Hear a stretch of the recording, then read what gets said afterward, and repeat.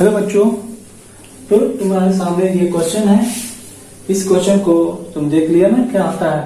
तो कि 1/a1, 2/2a², 3/3a², 4/4a², so on।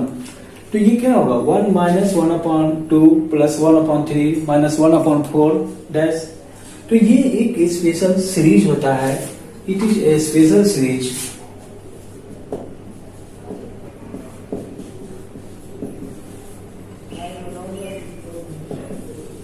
Special series ln 1 + x = this. अगर तुम x के जगह पे 1 रखते हो तो तुम्हें क्या मिलेगा, l 1 + 1 ln 1 + 1 ln means log, है ना। log 1 + 1 = this. इसके बदले तुम ln 2 लिख सकते हो ना। तो तुम्हें फॉर्स क्या मिलेगा बच्चों, ओरिजिन पे फॉर्स क्या होगा, ln 2k k ln 2 यही होगा। तो बच्चों इस टाइप का क्वेश्चन भी बहुत इंपॉर्टेंट क्वेश्चन है। ये VBI लिख सकते हो तुम। जेईई मेन के लिए इंपॉर्टेंट है, नीट के लिए भी इंपॉर्टेंट क्वेश्चन है। तो बच्चे इसी क्वेश्चन को वीडियो पॉज करके नोट करो, फिर मैं नेक्स्ट क्वेश्चन कराता हूं।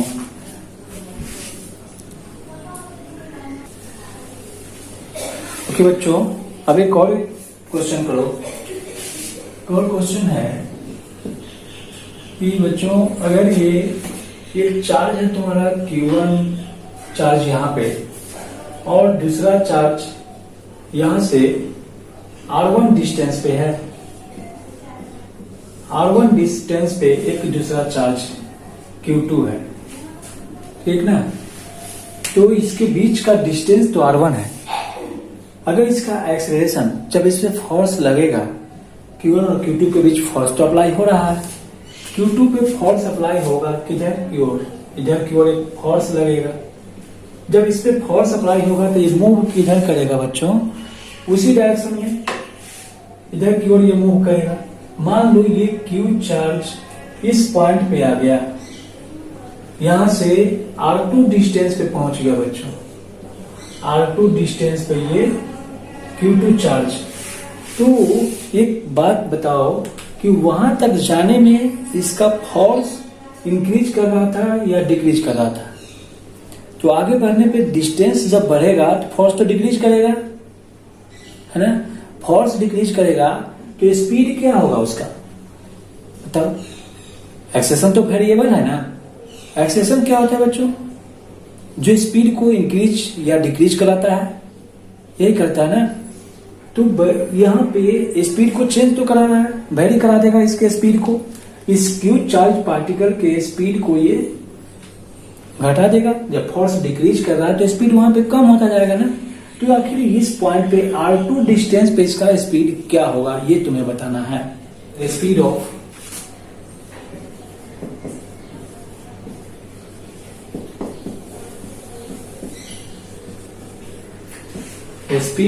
Q2 at R2 distance. बच्चों क्या जानते हो, अगर एक्सेलेरेशन वेरिएबल हो, इफ एक्सेलेरेशन इज वेरिएबल, तो क्या लिखते हो उसे, A = VdV/dt लिखते हो ना। VdV/dt यही होता है। तो यहां पे बताओ फोर्स क्या होगा। F = मान लो इस चार्ज पार्टिकल का मास m है, m मास दिया हुआ है। तो F = इस पे फोर्स कितना लग रहा है, कूलम्ब्स लॉ से K Q1 Q2 R1² R² लिख दो, ठीक। R² इसके बीच फोर्स लग रहा है। तो एक्सेलरेशन कितना होगा, फोर्स = क्या होता है, ma। तो A = क्या करोगे बच्चों, F/m। ये क्या, A = क्या जाएगा तुम्हारा यहाँ, K Q1 Q2 m R², ठीक। मान लो कि ये x डिस्टेंस पे है, तुम यहाँ पर x डिस्टेंस रख दो, x स्क्वायर कर दो बच्चों, x स्क्वायर। तो अब क्या होगा, एक्सीलरेशन के जगह पे तुम रख दो यहाँ v dv upon dt, v dv upon dt equal to k q1 q2 upon mx square. ठीक है ना बच्चों, यहाँ पे एक चीज ध्यान देने वाली बात है कि v dv अपॉन dt वो टाइम के रिस्पेक्ट में v dv अपॉन dt नहीं होता है, वो डिस्टेंस के रिस्पेक्ट में होता है। इसलिए तुम यहाँ dt नहीं लिख सकते हो, यहाँ पर तुम dx लिख दो, डिस्टेंस के रिस्पेक्ट में v dv अपॉन dx होता है। तो यहाँ पे क्या होगा, dx होगा। अब इसे कैसे क्या करोगे, कैलकुलेट करो, तो क्रॉस मल्टीप्लाई कर लो, v dv के q1 q2 upon mx square dx होगा। तो क्या होगा, इसे इंटीग्रेट कर दो, इंटीग्रेट करना होगा v dv equal to k q1 q2 upon mx square dx। इसको इंटीग्रेट करो बच्चों। अब मुझे एक बात बताओ कि इसमें मैं लिमिट कहां से कहां तक रखूं, इसमें कौन वेरिएबल है, इसमें वेरिएबल कौन सा क्वांटिटी है बताओ, x है, q है, या m है, या k है। तो तुम्हारा k भी कांस्टेंट है, m भी कांस्टेंट है, मास वेरी नहीं कर सकता है, q भी कांस्टेंट है जो फिक्स वैल्यू है। वेरी कौन करेगा, x। x को पहचानने का एक और तरीका है, याद रखना बच्चों, कि जिसके साथ स्मॉल d लगा हो। मैं डिफरेंशिएशन में भी इस बात को डिस्कस किया था। तो जिसके साथ स्मॉल d लगा हो बच्चों, वो वेरिएबल थिंग्स है, वो वेरिएबल क्वांटिटी है। यहाँ पे वेरिएबल कौन होगा, d x होगा, बाकी सब कांस्टेंट हुआ। उस कांस्टेंट को बाहर लिखो, इंटीग्रेशन का सबसे की पॉइंट है ये। तो पहले हम इसमें लिमिट किस में रखेंगे, जो वेरिएबल है उसी में ना। एक्चुअली ये वेरिएबल x क्या है, डिस्टेंस है। तो बताओ इसमें डिस्टेंस क्या ले रहे हो, इनिशियल डिस्टेंस क्या होगा r1 और फाइनल डिस्टेंस r2। तो बच्चों ये r1 डिस्टेंस पे है, तो उस समय में कुछ भी स्पीड होगा ना उसका, उस समय क्या स्पीड था, 0, कुछ स्पीड नहीं था, वही का वही रुका हुआ था वो r1 डिस्टेंस पे। जब उस पर फोर्स अप्लाई होने लगा तो उसका स्पीड डिक्रीज करने लगा। तो r2 डिस्टेंस पे जाते जाते उसका कितना स्पीड हो गया, तो वही हमें यहाँ पर लिमिट लेना है। जब ये r1 डिस्टेंस पे है तो इसका स्पीड 0 है बच्चों। जब ये r2 डिस्टेंस पे जाता है तो स्पीड इसका v हो जाता है। इस तरीके से लिमिट किसी भी इक्वेशन पे रखा जाता है। इंटीग्रेशन में मैं अच्छी तरह समझा चुका हूं, तो ये ध्यान रखो, बार बार ये पॉइंट आएगा इंटीग्रेशन का केस। अब इसमें कैसे इंटीग्रेट करोगे इसको, v का इंटीग्रेशन क्या, यहाँ पर 0 से v इक्वल टू इधर का क्या करोगे, कौन कांस्टेंट है, वेरिएबल कौन है, only 1 upon x square dx variable है बच्चों, r1 से r2 तक। अब इसे क्या लिख सकते हो, जरा ध्यान दो, तो इसे क्या लिखोगे, सोचो, v square by 2 equal to k q1 q2 upon m। x square का इंटीग्रेशन क्या होगा बच्चों, -2 + 1 -2 + 1 r1 to r2। तो अब क्या लिखोगे, v square by 2 equal to k q1 q2 upon m। यहाँ पे x का पावर क्या रहेगा बता दो, -1 अपॉन -1 r1 to r2। तो फिर ये v square by 2 equal to वो क्या होगा, v square by 2 equal to k q1 q2 by m। इसको माइनस को तुम इधर लिख दो यहाँ, और इसे लिख दो x की जगह पे इस r2 को पुट करोगे अपर लिमिट को, तो r2 और -1 माइनस, फिर लोअर लिमिट को रखोगे x के जगह पे r1 का पावर -1, ये होगा बच्चों। तो क्या रहेगा v² (2) = minus k q1 q2 upon m, इसे लिखोगे 1/r2 माइनस 1/r1। बच्चों इस माइनस के कारण इसे तुम चेंज कर सकते हो, तो और 2 से इधर मल्टीप्लाई कर दो, v² = 2k q1 q2 upon m 1/r1 minus 1/r2। बच्चों v = क्या होगा, √2k q1 q2 upon m 1/r1 minus 1/r2। बच्चों इस फॉर्मूला से क्या होगा, तुम किसी भी चार्ज पार्टिकल का स्पीड कैलकुलेट कर सकते हो। बच्चों ये क्या आ गया यहाँ, ये तुम्हारा काइनेमेटिक्स का पॉइंट आ गया इसके अंदर। तो तुमसे जो क्वेश्चन पूछेगा वो मिक्सअप क्वेश्चन होता है बच्चों, एक ही चैप्टर से एक ही टॉपिक से क्वेश्चन नहीं लिया जाता कंपटीशन में, वो पिछले भी काइनेमेटिक्स का तुम्हारे मैकेनिक्स को उसमें इंक्लूड करेगा, तो तुम्हें वहां परेशान हो जाते हो। तो परेशान नहीं होना है, मैं उस बात को ध्यान में रखते हुए तुम्हारे सामने एक एक क्वेश्चन मैं तुमसे करा रहा हूँ। जैसे लिखो, वीडियो पॉज करो, नोट करो और इसे खुद से सोल्व करने की कोशिश करो बच्चों, तभी कुछ कर पाओगे। इस टाइप का कोई क्वेश्चन तुमसे नहीं छूटेगा, है ना बच्चों। चलो नोट करो वीडियो पॉज करके। ओके बच्चों, I hope that you have noted this point. Now I am going to solve this question, this type of question, how to solve it. Okay, your question is this, your question is how to solve this type of question.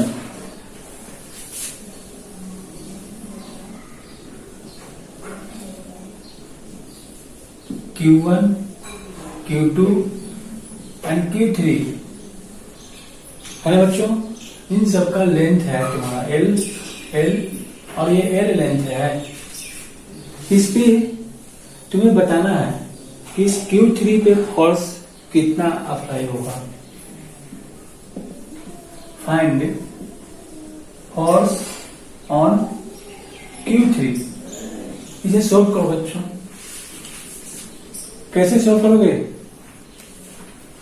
Force on Q3 calculate करना है। यहाँ पे जरा सा vector का use करना है। Vector तुम पढ़े हो, बेसिक मैथ में पढ़ाया गया होगा। देखो, find force on Q3, Q3 पे फोर्स अप्लाई करना है बच्चों। कैसे हो, Q1 Q2 और Q3 सबके बीच का सेपरेशन कितनी L है बच्चों। ये इक्विलेटरल ट्रायंगल है। इक्विलेटरल ट्रायंगल के वर्टिसेज पे, तीनों वर्टिसेज पे चार्ज गिवन है, या डिफरेंट चार्ज भी अगर होता है तो तुम क्या करोगे वहां, ये ध्यान रखो। तो देखो Q1 और Q2 है, इसके बीच फोर्स का डायरेक्शन किधर होगा बच्चों, इधर की ओर। इधर की ओर फोर्स लगेगा F1, ये तो फोर्स का मैग्नीट्यूड होगा ना। तो फोर्स का मैग्नीट्यूड इधर में क्या लिखोगे, कि Q1 Q3 अपॉन L², और ये Q2 Q3 की ओर फोर्स अप्लाई करेगा, तो ये क्या होगा जो F2 = K Q2 Q3 upon L²। बच्चों यहाँ पे Q1 = Q2 = Q3 है, तीनों का मैग्नीट्यूड इक्वल है, सेपरेशन इक्वल है, तो फोर्स भी इक्वल होगा, है ना। इसके बीच रिजल्टेंट किधर होगा बच्चों, रिजल्टेंट का डायरेक्शन मुझे बताओ। दो फोर्स तो इस पॉइंट Q3 पे दो फोर्स तो अप्लाई हो रहा है, सुपरपोजिशन प्रिंसिपल से जरा इसे ध्यान दो। ये Q3 पे तुमसे क्वेश्चन किसी पे भी पूछा जा सकता है बच्चों, तो ये Q2 पे भी पूछा जा सकता है, Q3 पे भी पूछा जा सकता है। किसी एक पे अगर तुम फोर्स यहाँ पे रिजल्टेंट फोर्स कैलकुलेट करते हो तो रिजल्टेंट फोर्स क्या होगा, ये कब बताना है। उसके बाद उसका डायरेक्शन भी बताना है। वेक्टर क्वांटिटी है, डायरेक्शन होगा उसमें। क्या करोगे, डायरेक्शन के लिए क्या करते हैं, इसका रिजल्टेंट किधर होगा ये पता करने के लिए हम क्या करते हैं, इसके पैरेलल यहां से, इसके पैरेलल तुम यहां से इधर ऐसे करो, फिर इसके पैरेलल बच्चों यहां से तुम ऐसे ड्रॉ करो। जहां भी इंटरसेक्ट करता है वहां पर तुम इसे मिला दो। ये तुम्हारा रिजल्टेंट फोर्स होगा। रिजल्टेंट फोर्स यहां होगा बच्चों, ठीक ना। तो ये देखो कि यहां पर ये तो 60 डिग्री है ना, इक्विलेटरल ट्रायंगल है तो 60 डिग्री है। इसका ये जो रिजल्टेंट है वो तो फर्स्ट वेक्टर के साथ ना अल्फा एंगल फॉर्म करता है। वो अल्फा एंगल तुम्हें कैलकुलेट करना पड़ेगा, ये अल्फा क्या होता है, ठीक। तो ये रिजल्टेंट होगा। इस रिजल्टेंट फोर्स को ही कैलकुलेट करना है बच्चों। रिजल्टेंट फोर्स को कैलकुलेट करने के लिए हम क्या करेंगे, अगर तुमसे F1 और F2 के बीच फोर्स पूछा जाए क्या है, क्या बताओगे, यही 60 डिग्री बोलोगे ना। ये 60 डिग्री तो ये भी 60 डिग्री होगा। F2 और F1 और F2 के बीच का एंगल कितना होगा, 60 डिग्री होगा। तो इसके लिए कौन सा फॉर्मूला अप्लाई करोगे रिजल्टेंट फोर्स के लिए, तो F equal to root under F1 square F2 square 2F1 F2 cos theta होता है ना फॉर्मूला। यहाँ पे तुम क्या देख रहे हो, थीटा कितना डिग्री है, 60 डिग्री है बच्चों।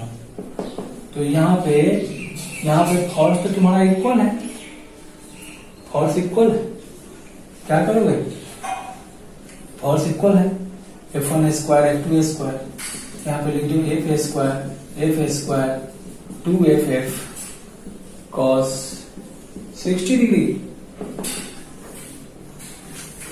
यहाँ पर देख देना, since F1 equals to F2, F1 और F2 का मैग्नीट्यूड इक्वल है,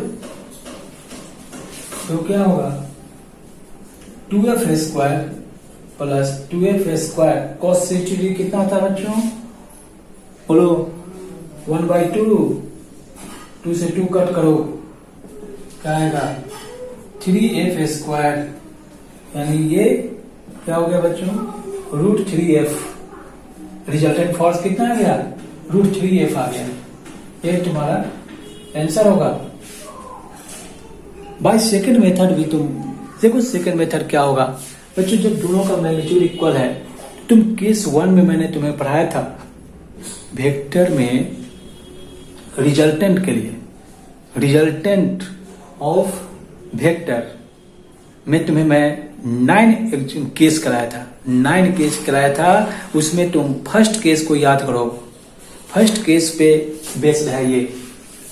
फर्स्ट केस में तुमने क्या देखा था कि जब इक्वल रहेगा तो इक्वल में रिजल्टेंट का क्या फॉर्मूला होता है, root R equal to 2F cos θ/2 होता है बच्चों। बाय सेकेंड मेथड,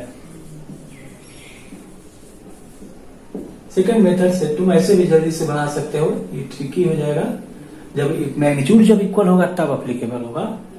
कब होगा ये, when F1 equal to F2 हो, डिफरेंट होगा तब नहीं बच्चों, तब तो उसी पे जाना होगा तुम्हें।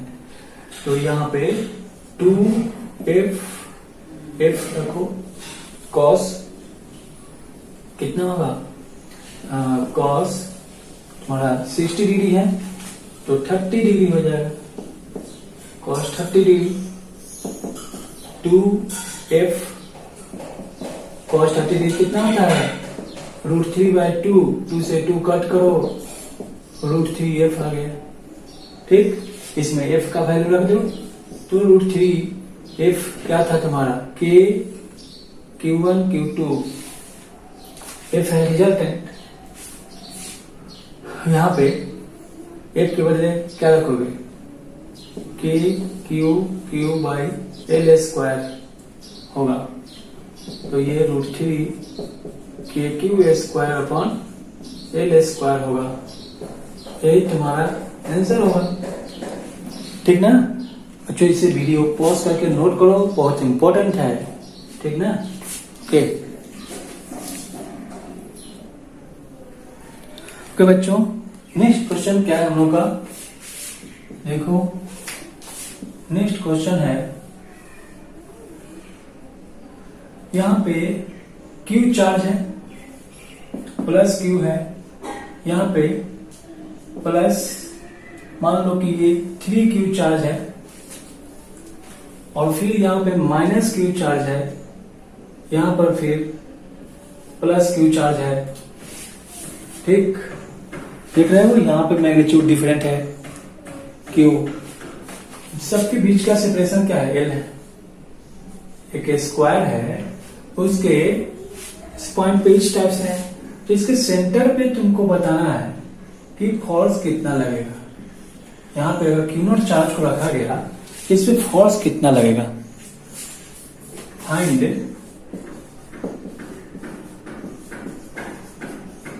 Force on Q0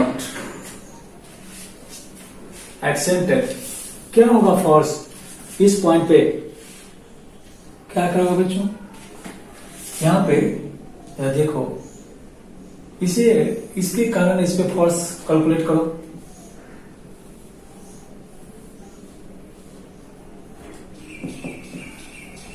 plus Q plus 3Q minus Q और प्लस Q, यहां पे तुम्हारा Q0 चार्ज रखा गया है जो पॉजिटिव है। तो बच्चों यहां पे क्या होगा, सबके बीच का सेपरेशन क्या है, L है, देखो सेपरेशन तो L है।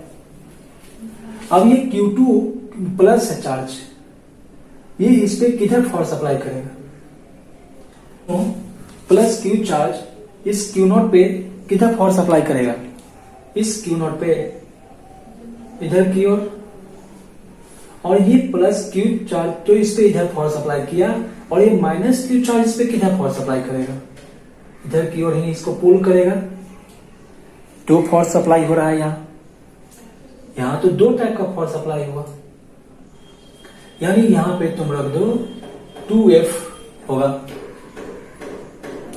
F प्लस F 2F होगा। अब इसकी बात करता हूं, तो ये चीज देखो 3Q चार्ज है, 3Q charge plus Q charge पे किधर फोर्स अप्लाई करेगा, 3Q चार्ज इस पे किधर फोर्स अप्लाई करेगा, इधर की ओर, ठीक ना। और ये जब रिपल्सिव फोर्स है, ये तो प्लस Q0 है और ये भी प्लस Q चार्ज है, तो ये इस पे किधर फोर्स अप्लाई करेगा, इधर फोर्स अप्लाई करेगा, इधर की ओर।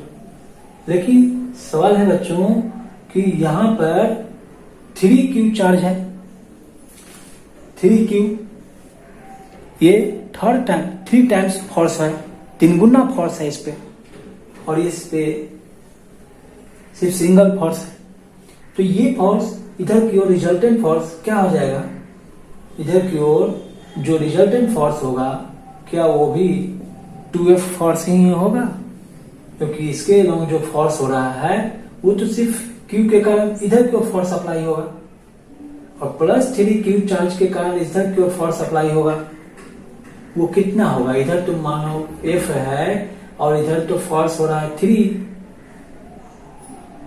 इधर जो फोर्स हो रहा है 3F लिख लो, 3F, F इधर और 3F इधर है, तो फाइनली रिजल्टेंट किधर होगा बच्चों, इधर ही होगा, जो कितना होगा 2F हो जाएगा, 2F। तो अब इसके बीच रिजल्टेंट किधर होगा, तुम्हारा क्या आएगा, इस पॉइंट पे Q0 चार्ज है, तो इस पे एक इधर की ओर फोर्स है जो 2F है, और इधर की ओर जो फोर्स है वो भी 2F है बच्चों। तो इसका रिजल्टेंट किधर होगा, जब इसके बीच एंगल 90 डिग्री रहे तब इसके बीचों बीच होता है रिजल्टेंट, ये ध्यान रखना है, जब एंगल 90 डिग्री होता है तो बीचों बीच रिजल्टेंट होता है। हेलो बच्चों, अब तुम्हें ये थर्ड नंबर क्वेश्चन सोल्व करना है। क्वेश्चन नंबर 3 कैसे सोल्व करोगे, देखो क्या है, ये हेक्सागोन, हेक्सागोन के सेंटर पे एक टेस्ट चार्ज है, उस चार्ज पे तुम्हें इलेक्ट्रिक फोर्स कैलकुलेट करना है। क्या है इसकी, देखो सारे वर्टिसेस पे चार्जेस गिवन है, इतने इतने चार्ज गिवन है। इस वर्टिसेस के पे इस हेक्सागोन का प्रत्येक साइड का लेंथ इक्वल है, एल लेंथ का प्रत्येक साइड है। देखो इसके हेक्सागोन के प्रत्येक लेंथ का साइड बच्चों एल है, इक्वल लेंथ का है। अब इसके बीच यहाँ पे तुम्हें इलेक्ट्रिक फोर्स कैलकुलेट करना है। क्या करोगे, तो इसी पहले नंबरिंग कर दो, नंबरिंग कर लेते हैं, उसके बाद इसके बीच फोर्स कैलकुलेट करेंगे। यहाँ पे मान लो कि ये एक नंबर है 1 2 3 4 5 और 6 नंबर है। बच्चों क्या करोगे इसके लिए, तुम्हें इसको यहां से इस पे along the फोर्स किसके बीच लगता है, along the लाइन ज्वाइनिंग लगता है ना। ये 1 नंबर के कारण पहले इस पे फोर्स लिखा। इस सेंटर पे क्या करोगे, एक टेस्ट चार्ज रखना पड़ेगा तुम्हें, वहां पे कोई क्यू नॉट चार्ज रख लो, पॉजिटिव क्यू नॉट चार्ज तुमने यहाँ पे रख दिया। तो 1 के कारण इस पे पहले फोर्स कैलकुलेट करो, 1 के कारण, फिर 2 के कारण, फिर 3 के कारण, ऐसे ही सारे पॉइंट के कारण उसमें फोर्स कैलकुलेट करेंगे और उसका रिजल्टेंट निकालेंगे।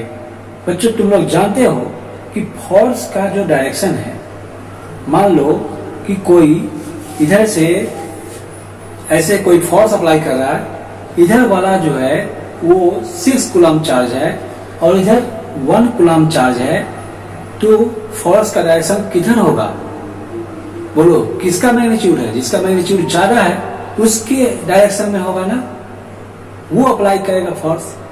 रिपल्सिव फोर्स अप्लाई हो रहा है तो क्या कहोगे, ये 6 कूलम चार्ज इस पे फोर्स अप्लाई करेगा इस डायरेक्शन में, है ना। उस तरीके से जिसका मैग्नीट्यूड ज्यादा होगा उसी के अलोंग फोर्स का डायरेक्शन माना जाता है।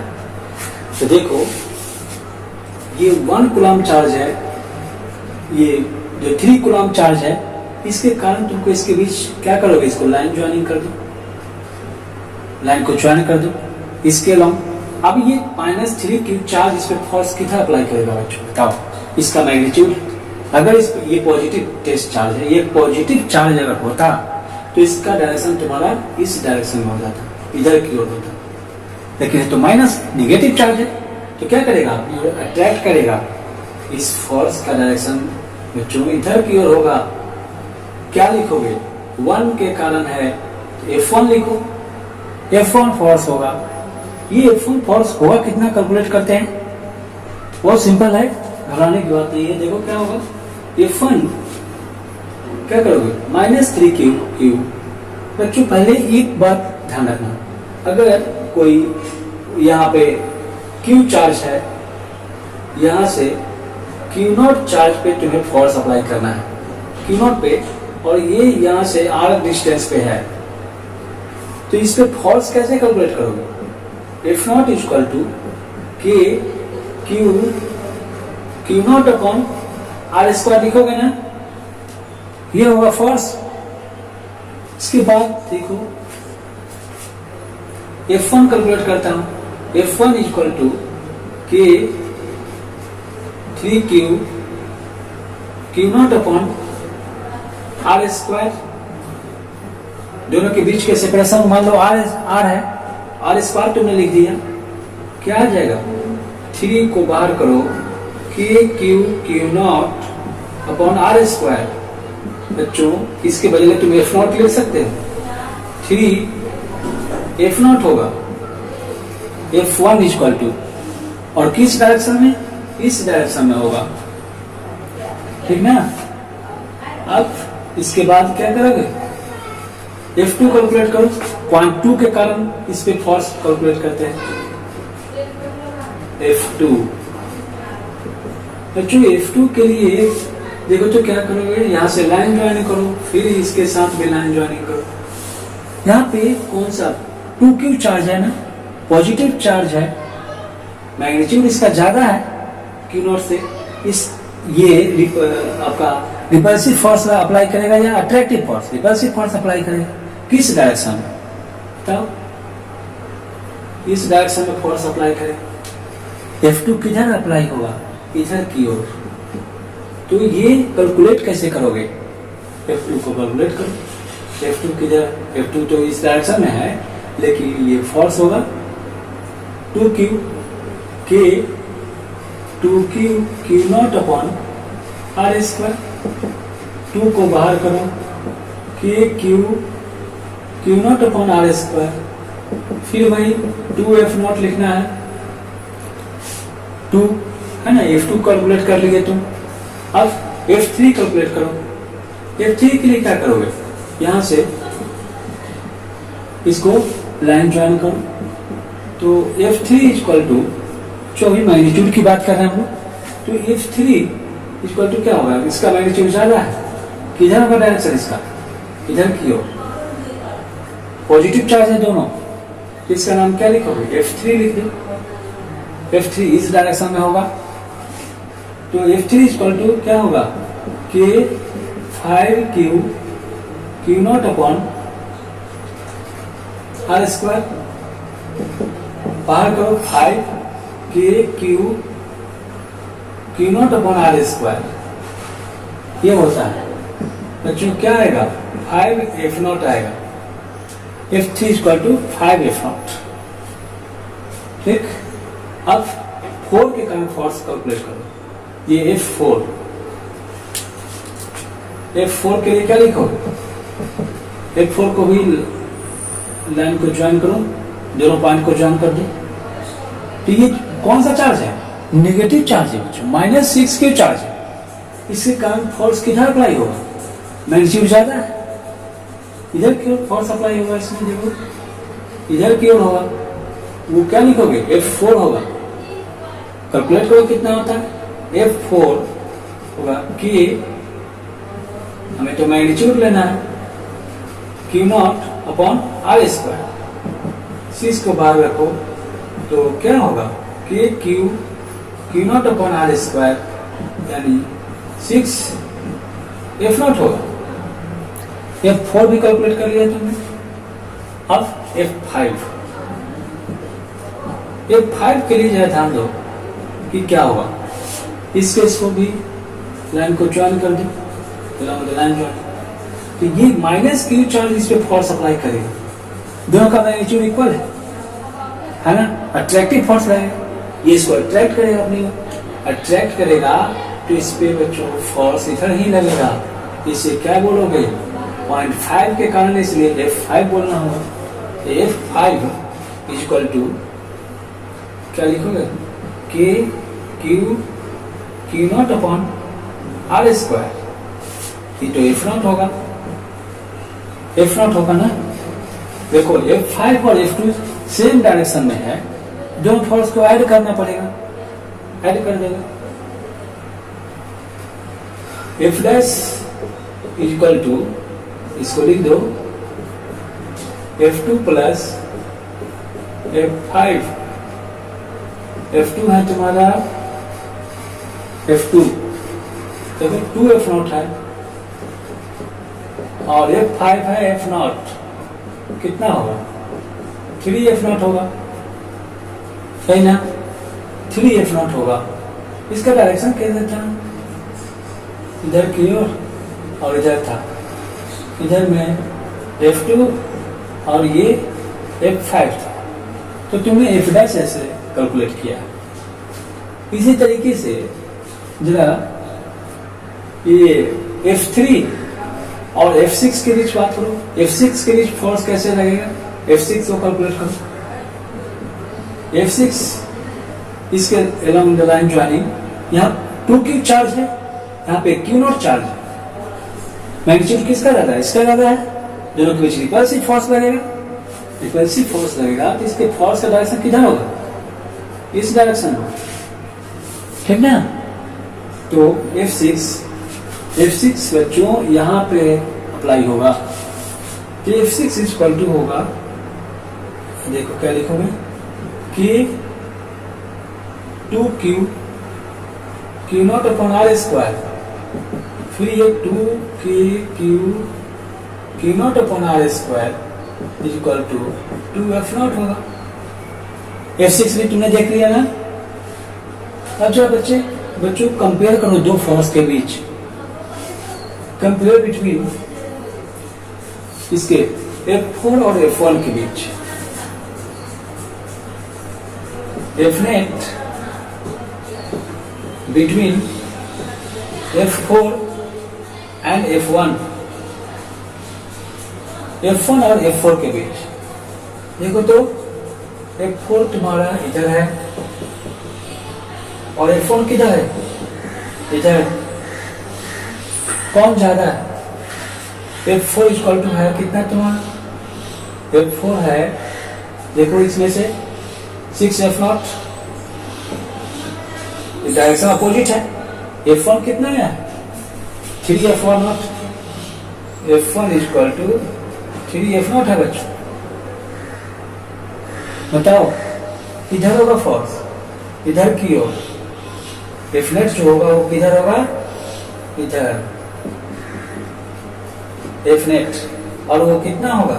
Fnet equal to 6F0 minus 3F0 F4 F1 के बीच हुआ, F3 और F6 के बीच में आप कंपेयर करना है। एक लास्ट पॉइंट F6 और F3 के बीच, और फिर इसका हम रिजल्टेंट निकालेंगे।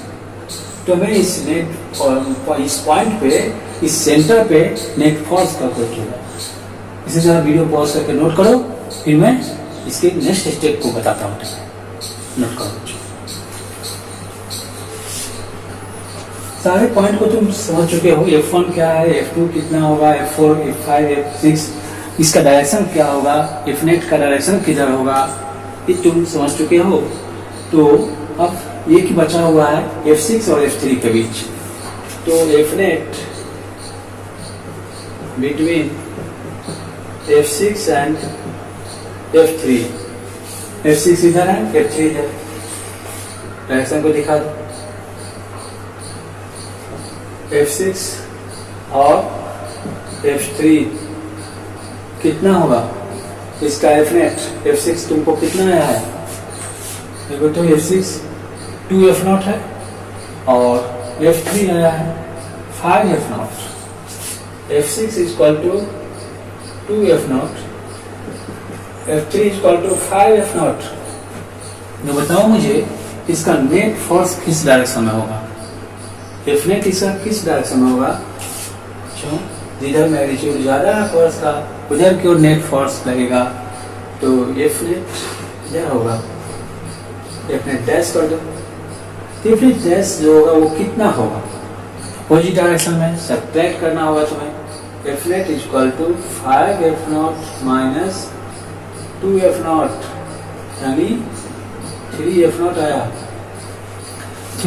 यहाँ पे Fnet डैश का डायरेक्शन जरा इसमें कंपेयर करो, ये इसमें और इसमें। एक तुमने देखा था कि इसके बीच F1 और F4 के बीच डायरेक्शन इस साइड में मिला, एक फोर्स तुम्हें मिला है इधर में Fnet डैश Fnet। तो वो Fnet है यहाँ पे, सॉरी बच्चों यहाँ पे 3F0 होगा। तो ये भी होगा तुम्हारा 3F0। इस तरह से प्रत्येक दो के बीच कैलकुलेट करो। तो मैंने किसके बीच, इसके और इसके बीच में कैलकुलेट किया, तो फिर इसके और इसके बीच में कैलकुलेट किया। ये तो सेम डायरेक्शन में, सेम डायरेक्शन में। तो इसके बीच रिजल्टेंट क्या होगा, किस डायरेक्शन में होगा बताओ। इसका दोनों इसके बीच का एंगल कितना होगा? 120 डिग्री। 120 डिग्री एंगल होगा बच्चों। ये इक्विलेटरल ट्रायंगल फॉर्म करता है। हेक्सागोन जो है वो कैसा एंगल फॉर्म करता है, इक्विलेटरल ट्रायंगल फॉर्म करता है। इसके प्रत्येक एंगल होता है 60 डिग्री। देखो बच्चों ये इक्विलेटरल ट्रायंगल है, साइड इक्वल होता है, एंगल भी 60 डिग्री फॉर्म कर रहा है। तो इसके बीच की बात करोगे कि ये और इसके बीच फोर्स कितना है, एंगल कितना है, तो क्या कहना होगा? देखो इधर भी 60 डिग्री, 60 डिग्री, 60 डिग्री, 120 डिग्री होगा। तो दोनों फोर्स का मैग्नीट्यूड इक्वल है, तो रिजल्टेंट क्या होगा? इसके मिडिल में होगा। इसके मिडिल में रिजल्टेंट होगा। बच्चों इसे मैं आर लिख देता हूँ। तो रिजल्टेंट जो होगा क्या लिखोगे जब दोनों फोर्स का मैग्नीट्यूड इक्वल है? एंगल तो तुम्हें पता है दोनों फोर्स के बीच। तो बच्चों मैं इसे मिटाता हूँ, नोट कर लिया होगा। इसके नेक्स्ट स्टेप में क्या लिखोगे? आर इक्वल टू, तुम्हें पता है वेक्टर का फर्स्ट केस में ट्रायंगल लॉ ऑफ एरिया में पढ़ा था। फर्स्ट केस में क्या था? जब मैग्नीट्यूड इक्वल है तो R equal to 2f cos theta by 2 होता है। बच्चों 2f के जगह कितना रखोगे? 3f नॉट, और cos कितना डिग्री? 120 डिग्री बाई 2 करो तो यहाँ होगा 6f not into cos 60 degree. cos 60 degree होगा तो 6f नॉट इंटू cos 60 का वैल्यू कितना होता है? 1/2। तो इसे कट कर दो 2 तो कितना होगा? सॉरी 3 होगा यहाँ। तो इसे कट करोगे तो 3 आएगा, 3f नॉट होगा, 3f नॉट। अब इसके नेक्स्ट स्टेप में क्या होगा? जो इससे भी जरा सा देखो, लास्ट स्टेप है यार, कुछ नहीं है इस क्वेश्चन में। देखो नेक्स्ट क्या कि तुमने अभी देखा इसी डायरेक्शन में तुम्हारा ये रिजल्टेंट भी है दोनों के बीच, और पहले से भी इसके बीच है एक फोर्स लग रहा है जो कि यहाँ देख लो F5 और F2 के बीच F डैश भी ही लगता है, F डैश भी इसी डायरेक्शन में है। तो क्या करोगे? F net equal to resultant तुम कैलकुलेट किए हो तो R लिखो, R equal to F dash plus R, दोनों का डायरेक्शन सेम है, R डैश इक्वल टू लिखो तो F dash plus R। F dash तुम्हारा है कितना?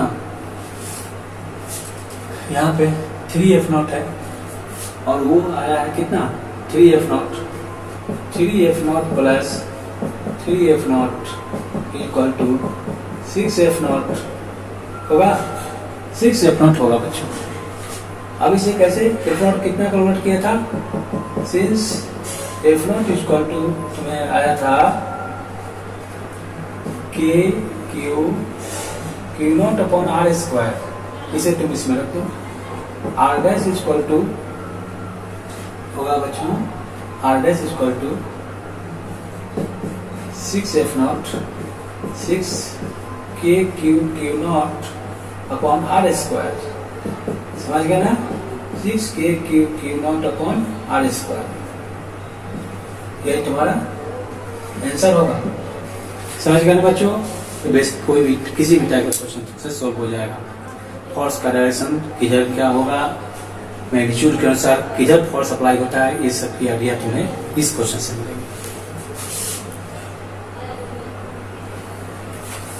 तो बच्चों अब इस क्वेश्चन को जरा वीडियो पॉज करके नोट करो, बहुत अच्छा क्वेश्चन है।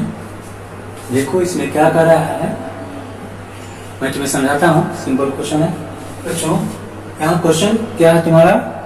If Q1 and Q1 greater than Q2, then what is the relation between θ1 and θ2? क्या देख रहे हैं तुम यहाँ कि यहाँ पे दो डिफरेंट स्ट्रिंग से दो बॉल कनेक्टेड है, सस्पेंडेड है। तो दोनों का चार्ज क्या है? Q1 और Q2 चार्ज है, दोनों का चार्ज तो डिफरेंट है। और ये भी है कि Q1 का मैग्नीट्यूड ज्यादा है Q2 से, तो इसके बीच तुम्हारा θ1 और θ2 के बीच क्या रिलेशन होगा ये कैलकुलेट करना है। ऑप्शन गिवन है θ1 ज्यादा होगा θ2 से, θ1 स्मॉलर देन होगा θ2 से, या बराबर होगा, या इनमें से कोई नहीं हो। क्या करोगे? देखो इसका एफवीडी बनाना पड़ेगा। एफवीडी बनाएंगे, FBD Newton's third law of motion में तुम पढ़ा है। इसमें क्या देखा कि बॉडी पे अप्लाइड फोर्स को ही शो किया जाता है ना, फोर्स के डायरेक्शन को शो करके इक्वेशन फॉर्म करते हो, यही काम करना है। तो इसमें इसको चलो सोल्व करते हैं। हमारा क्वेश्चन है ऐसे, ये ना बच्चों देखो, ये सॉरी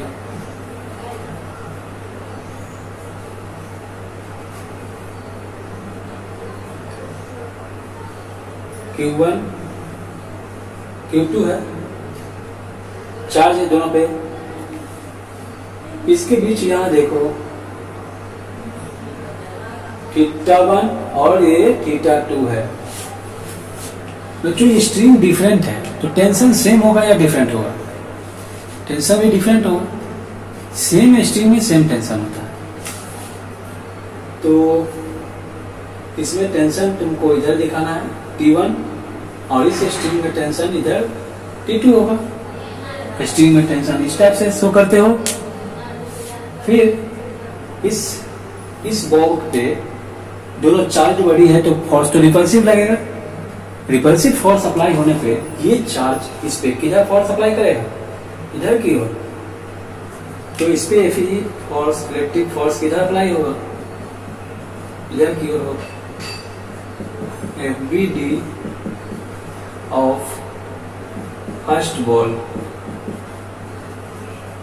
फर्स्ट बॉल का जब तुम FBD बनाओगे तो जो इधर की ओर इसका T टेंशन है, T1 टेंशन है, ये है ना T1। इस पे तुम नीचे की ओर क्या दिखा?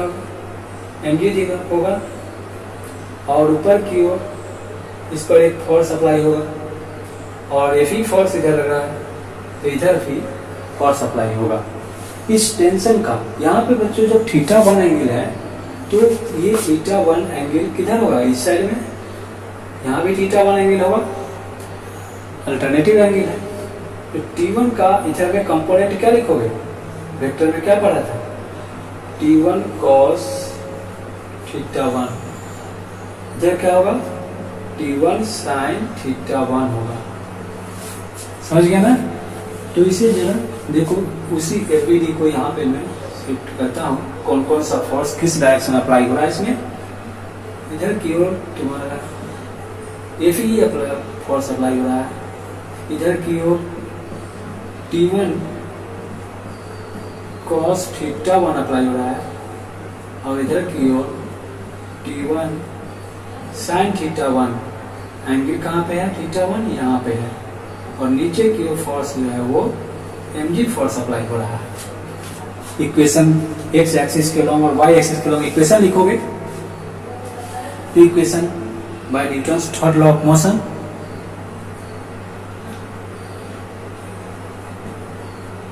along x एक्सिस पे ही है ना बच्चों, हॉरिजॉन्टल x एक्सिस यही होता है। x एक्सिस के लॉन्ग क्या लिखोगे? T1 sin θ1, T1 sin θ1 equal to Fe, equation 1 हो। दूसरा इक्वेशन along y एक्सिस के लॉन्ग इसका इक्वेशन लिखोगे। क्या है y एक्सिस के लॉन्ग? ये है ना, क्या होगा? T1 cos θ1 equal to mg। Net force zero body move नहीं कर रही, ये है। ये तुम्हारा दूसरा इक्वेशन हो गया। अब इक्वेशन फर्स्ट को सेकेंड से डिवाइड कर दो तो देखोगे क्या आएगा? T1 sin θ1 upon T1 cos θ1 equal to Fe upon mg। ये आएगा इक्वेशन 3 कर दिए। इसमें से T1 से T1 कैंसिल होगा। अभी इक्वेशन 3 से नहीं रखो, इसे तुम्हें लिखना होगा tan θ1 equal to Fe upon mg। ये इक्वेशन 3 मान लो। तो अब किसकी बारी है बच्चों? सेकेंड बॉल की। सेकेंड बॉल की FBD बनाओ। सेकेंड बॉल की जब FBD बनाओगे तो क्या लिखोगे? FBD of second ball. देखो सेकेंड बॉल का FBD क्या होगा? तुमने देखा ना यहाँ पे Fe फोर्स इधर अप्लाई हो रहा है, इस पे mg नीचे अप्लाई होगा, फिर इधर की ओर और इधर की ओर। टेंशन का एक कंपोनेंट इधर, ये θ2 है, क्या लिखोगे T2 cos θ2, जिसके साथ एंगल फॉर्म करता है वो cos होता है। दूसरा साइड वाला क्या होगा T2 sin θ2 होगा। वेक्टर में पढ़ा है ना, रिजोल्यूशन ऑफ वेक्टर तुम पढ़े हो ना, उसे जरा याद करो या पीछे देख लेना कॉपी में, क्लियर हो जाए। देखो एक फोर्स को कैसे रिजोल्व करते हैं, वेक्टर क्वांटिटी को कैसे रिजोल्व किया गया है, वही यहाँ पे टेंशन को रिजोल्व किया गया है और फिर इक्वेशन फॉर्म किया है। तो इस फोर्स का इसका एबीडी यहाँ पर बना बच्चों। यहाँ पे तुम्हारा इधर की ओर T2 है ना, नीचे mg है, इधर की ओर है T2 sin θ2 और फिर इधर है T1 T2 cos θ2 है बच्चों। ये इसका इक्वेशन कैसे फॉर्म करोगे,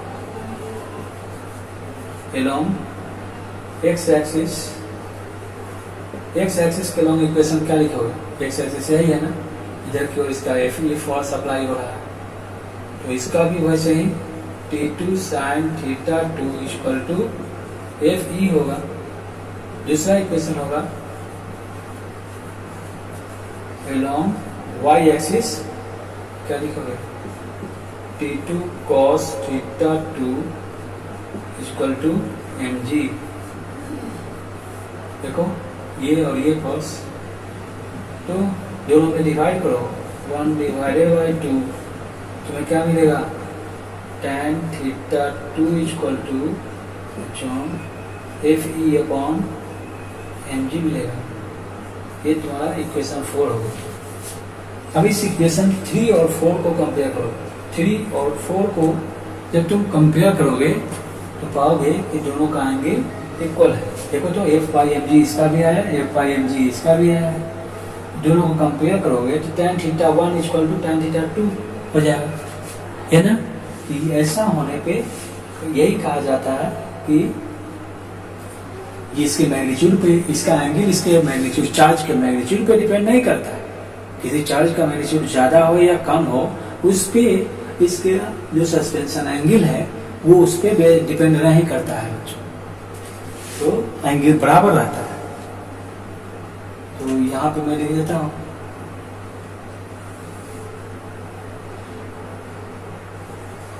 आफ्टर कंपेयरिंग इक्वेशन 3 एंड 4, 3 और 4 को जब कंपेयर करोगे तो तुम्हें मिलेगा tan θ1 equal to tan θ2, tan cancel क्या बचा θ1 इक्वल टू θ2, यही आ गया आंसर। ठीक ना बच्चों, कहीं पे डाउट नहीं है इसमें, कोई भी डाउट हो तो इसे कमेंट करो। डिस्क्रिप्शन में मैं बहुत से प्रीवियस लेक्चर का लिंक भी मैंने दिया है, उस लिंक को उसको देखो। लेक्चर 3 में जो मैंने तुम्हें एक क्वेश्चन सोल्व कराया था इक्विलिब्रियम का, इक्विलिब्रियम कंडीशन को मैंने समझाया था, तो उस पे क्वेश्चन दिया गया है। आज का क्वेश्चन भी तुम्हारा उसी पे बेस्ड है, ठीक ना। और पिछले लेक्चर में तुम लोगों ने क्या पढ़ा था, vector form of Coulomb's law, position vector form of Coulomb's law पढ़ा था ना, superposition principle of electric force पढ़ा था। तो आज हम लोग पढ़ेंगे इक्विलिब्रियम पे इलेक्ट्रिक फोर्स क्या होगा, ठीक ना बच्चों। देखो इस क्वेश्चन में क्या क्वेश्चन कह रहा है, इसे जरा नोट करो और इस पे सोचो क्या होता है। देखो मैं इसे समझाता हूँ पहले, फिर देखो बच्चों क्या होता है, क्या कर रहा है question, 2 balls of mass m1 and m2, m1 और m2 मास का 2 बॉल है, having charges q1 and q2, दोनों पे चार्ज भी डिफरेंट है, q1 और q2 है। देखो जैसा कि इसमें क्या है, दोनों का मास भी डिफरेंट है और चार्ज भी डिफरेंट है बच्चों। तो फिर क्या है, suspended through 2 separate strings of length l, 2 string से, सेपरेटेड स्ट्रिंग से बच्चों, एक ही स्ट्रिंग से दोनों कनेक्टेड नहीं है, दोनों 2 स्ट्रिंग से कनेक्टेड है। और वो सस्पेंडेड है। हम एक कॉमन पॉइंट से ही दोनों सस्पेंडेड है। फिर लटकाया गया है। The whole system is placed in gravity free space. Main point इसका ये है बच्चों, लैंग्वेज, क्वेश्चन की लैंग्वेज में इसी पे ध्यान देना है। इस क्वेश्चन का मेन टर्निंग पॉइंट यही है। क्या कह रहा है? The whole system is placed in gravity free space. Gravity free space बच्चों क्या होता है जानते हो? न्यूटन्स लॉज ऑफ मोशन में मैंने पढ़ाया था। ग्रेविटी फ्री स्पेस क्या होता है? जहाँ पे जी क्या होता है? जीरो हो जाता है। कोई भी ऑब्जेक्ट पे कोई वेट उसका जीरो हो जाता है ऑब्जेक्ट का, ठीक ना बच्चों? वेट जीरो हो जाता है। अर्थ जो किसी भी ऑब्जेक्ट पे फोर्स अप्लाई करती है तो एक सर्टेन रेंज तक ही ना, उस रेंज से ऊपर होने पे क्या होता है? ग्रेविटी जीरो हो जाता है, जी जीरो हो जाता है। जैसे तुम सैटेलाइट से मूव करो, सैटेलाइट का मूव कराना, ये सब क्या है? ग्रेविटी जीरो स्पेस हो जाता है बच्चों। तो ग्रेविटी फ्री स्पेस कहने का ये सेंस है, और ग्रेविटी फ्री स्पेस में ये सेंस, इस सिस्टम रखा गया है। तो बच्चों देखो क्या करोगे, इसको क्वेश्चन के लैंग्वेज के अनुसार तुम डायग्राम फॉर्म करो, डायग्राम बनाओगे। तो ये कॉमन पॉइंट से कर रहा है, एक कॉमन पॉइंट है, यही कॉमन पॉइंट है। यहाँ से एक जो बॉल है जो हैंग किया गया है, देखो दोनों का मास, किसी का m1 है और दूसरे का m2 मास है। दो डिफरेंट मास का ऑब्जेक्ट है, और देखो बॉल है, इसका चार्ज कितना है? इस पे चार्ज Q1 है और इस पे चार्ज Q2 है, Q1 और Q2। तो बच्चों इस पे अगर mg फोर्स नहीं अप्लाई होगा, दो डिफरेंट स्ट्रिंग से कनेक्टेड है। जस्ट पिछले लेक्चर में हम लोग पढ़े थे, इसके बीच एंगल तो यहाँ फॉर्म होता है ना, थीटा एंगल फॉर्म होता है। इसे तुम बाइसेक्ट कर दो इस एंगल को, इधर थीटा 1 और इधर थीटा 2 एंगल हो जाता है। बच्चों यहाँ पे देखो कि ये इस टाइप से कब रहेगा? जब इस पे mg फोर्स लगता रहेगा। इस पे जो mg फोर्स लग रहा है, इस पे नीचे की ओर m1g फोर्स, इसमें भी m2g फोर्स अप्लाई हो रहा है, ठीक ना बच्चों? फिर दोनों चार्ज बड़ी है, और दोनों चार्ज है तो पॉजिटिव चार्ज है, तो इसके बीच कैसा फोर्स लगेगा? इलेक्ट्रिक फोर्स लगेगा। इलेक्ट्रिक फोर्स किधर लगेगा? इसका डायरेक्शन शो करो। इलेक्ट्रिक फोर्स इस पे Fe इधर की ओर अप्लाई होगा, देखो। और ये चार्ज इस पे किधर फोर्स अप्लाई करेगा? तो वो तो इधर फोर्स अप्लाई करेगा, देखो इलेक्ट्रिक फोर्स इस पे इधर अप्लाई होगा। अब बच्चों कहाँ पे? और एक स्ट्रिंग है, स्ट्रिंग में भी फोर्स अप्लाई होगा ना, तो स्ट्रिंग पे फोर्स जो अप्लाई होगा उस फोर्स को क्या कहते हैं? टेंशन। स्ट्रिंग में जो फोर्स अप्लाई होगा वो टेंशन कहलाता है। बच्चों दो डिफरेंट स्ट्रिंग है, तो यहाँ पे टेंशन भी तुम्हारा डिफरेंट हो जाएगा। यहाँ से एक बात सोचो कि ये जो है, इसका इधर का कंपोनेंट क्या होगा? T है, लेकिन यहाँ पे हम T के कंपोनेंट को रिजॉल्व नहीं करेंगे, क्योंकि तुम यहाँ पे कह रहा है ग्रेविटी फ्री स्पेस। बच्चों ग्रेविटी के कारण ही ये इस पे mg फोर्स लग रहा है नीचे की ओर, और ग्रेविटी फ्री है। जब ग्रेविटी फ्री है, g जीरो है, तो क्या होगा? तब तो ये इस पे mg लगेगा नहीं, ये तो सीधे ऐसे हो जाएगा ना, ऐसे हो जाएगा। ग्रेविटी के कारण ही ना ये झुक जाता है, डाउनवर्ड झुकता का क्यों है? ग्रेविटी के कारण, mg फोर्स के कारण ही झुक जाता है बच्चों। तो ग्रेविटी फ्री स्पेस है, इसलिए सीधे हो जाएगा ऐसे, ठीक ना? इसमें जी नहीं है, तो बच्चों ऐसा इस फॉर्म में आएगा अकॉर्डिंग टू क्वेश्चन। तुम्हारा ये क्वेश्चन लैंग्वेज और क्वेश्चन ये था, लेकिन ग्रेविटी फ्री स्पेस के कारण इस तुम्हारा सिस्टम कैसा हो जाएगा? इनमें ग्रेविटी फ्री स्पेस। बच्चों ग्रेविटी फ्री स्पेस में ये कैसा होगा? तो देखो ये तुम्हारा सिस्टम हो जाएगा इस टाइप से। ये इसका कॉमन पॉइंट है, यहाँ से इधर की ओर ये बॉल यहाँ आ जाएगा और ये बॉल यहाँ पे आ जाएगा, ठीक है बच्चों? तो यहाँ पे एक बॉल यहाँ पे है, इसका चार्ज Q1 और इस पे चार्ज है Q2। ये इसका कॉमन पॉइंट है। बच्चों इसका लेंथ क्या है, एल है, इसका लेंथ एल है, तो इसमें क्या होगा, स्ट्रिंग के लॉन्ग कौन सा फोर्स लगता है, टेंशन लगता है, और स्ट्रिंग के इस साइड में क्या लगेगा, इलेक्ट्रिक फोर्स अप्लाई होगा बच्चों, इलेक्ट्रिक फोर्स अप्लाई होगा Fe। फिर इसी तरह से इधर भी Fe फोर्स अप्लाई होगा, और इसके लॉन्ग क्या होगा, कि टेंशन अप्लाई होगा, ठीक ना। तो बच्चों ऐसा फिगर होगा तुम्हारा ग्रेविटी फ्री स्पेस में। ग्रेविटी फ्री स्पेस करने का मतलब कि G इक्वल टू 0। तो यहाँ पे mg तो 0 हो जाएगा ना, mg 0 है, इसलिए उस टाइप से उस फॉर्म में रहे। अब इस पे तुम्हें टेंशन कैलकुलेट करना है बच्चों। क्या होगा, ये टेंशन इसका तुम FVD लिखोगे, FVD तो क्या लिखोगे, कहीं ना होगा इसका Q1 चार्ज है, इधर की ओर इस पे T लग रहा है, और इधर की ओर Fe है बच्चों। तो T इक्वल टू क्या होगा, T इक्वल टू Fe क्या होगा, दोनों बराबर है, रेस्ट में है, रेस्ट में है, इसलिए नेट फोर्स इस पे क्या है बच्चों, 0 है, नेट फोर्स 0 है जब, तो T इक्वल टू Fe होगा है। T इक्वल टू Fe जब होगा तो तुम इसे क्या लिखोगे, Fe इलेक्ट्रिक फोर्स को कैसे लिखते हैं, पढ़े हो 1/4 pi epsilon not Q1 Q2 upon R। बताओ क्या होगा, दोनों चार्ज के बीच का सेपरेशन कितना है बच्चों, 2L, L और L 12 हो जाएगा ना, तो 12 का स्क्वायर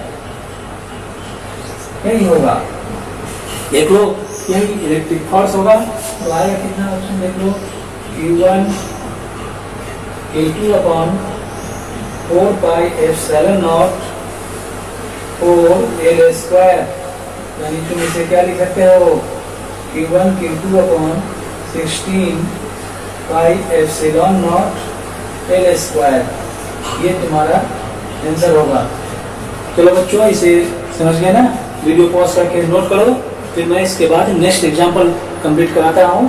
बच्चों ये सब क्वेश्चन करने से, एग्जांपल करने से ही हमें कंसेप्ट पे पकड़ आता है, पकड़ बनता है। अगर कंसेप्ट को तुम्हें समझना है तो क्वेश्चन तो, प्रॉब्लम तो सोल्व करना ही पड़ेगा, है ना। तो प्रॉब्लम सोल्व करके ही ये तो एप्लीकेशंस ऑफ कंसेप्ट हो जाता है। तो एप्लीकेशंस ऑफ कंसेप्ट ये बहुत टफ क्वेश्चन तो नहीं है, लेकिन मार्केबल पॉइंट है, इसे जेईई मेन के लिए इम्पोर्टेंट है, इसे नोट करो, ओके। फिर मैं नेक्स्ट क्वेश्चन कराऊंगा।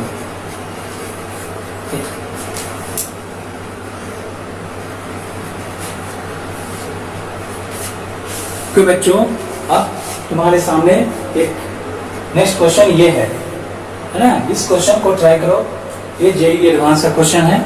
इस क्वेश्चन में क्या कह रहा है, इसे जरा वीडियो पॉज करके नोट करो, फिर मैं तुम्हें इसे समझाता हूँ कि कैसे सोल्व करना है, ठीक ना बच्चों। इसे जरा नोट करो पहले, ओके, नोट कर लिए होंगे। देखो बच्चों क्वेश्चन क्या कर रहा है, क्वेश्चन के लैंग्वेज को समझना मेन ट्रिक ये होता है। क्वेश्चन का लैंग्वेज कब समझ में आएगा, जब तुम कंसेप्ट तुम्हारा कंप्लीट होगा। कंसेप्ट तुम जब पढ़ा होगा, इलेक्ट्रिक फोर्स पढ़ा होगा, है ना, इन मीडियम, मैंने लेक्चर 2 में इसको अच्छी तरह डिस्कस किया है। मीडियम में किसी भी चार्ज पार्टिकल के बीच फोर्स कैसे अप्लाई होता है और कैसे उसका फोर्स इफेक्टेड होता है, वो मैंने अच्छी तरह डिस्कस किया है। वो तुम लेक्चर 2 और 3 को देख सकते हो उसमें, है ना। तो उसमें तुम्हारा वो कंसेप्ट, वो डाउट तुम्हारा क्लियर हो जाएगा। ऐसे बच्चों यहाँ पे मैं बिल्कुल तुम्हारे क्लियर डाउट को क्लियर करना चाहूंगा, वो भी जाएगा क्लियर, कुछ है नहीं, ये सिंपल सी बात है। सवाल है कि कंसेप्ट जानने के बाद, तो ये तुम्हारा किस कंसेप्ट से रिलेटेड है ये मैं बता रहा हूँ, ठीक है ना। देख लेना कूलॉम्स लॉ इन मीडियम, ये तो देखिए क्या कर रहा है क्वेश्चन, क्या कर रहा है ये सोचो। कर रहा है क्वेश्चन कि 2 आइडेंटिकल स्फीयर्स, देखो 2 identical charge spheres are suspended by strings of 2 equal lengths, ठीक है बच्चों। जस्ट प्रीवियस क्वेश्चन जैसा ही है, 2 आइडेंटिकल चार्ज स्फीयर्स हैं। आइडेंटिकल मीन्स क्या होता है, इक्वल होता है ना,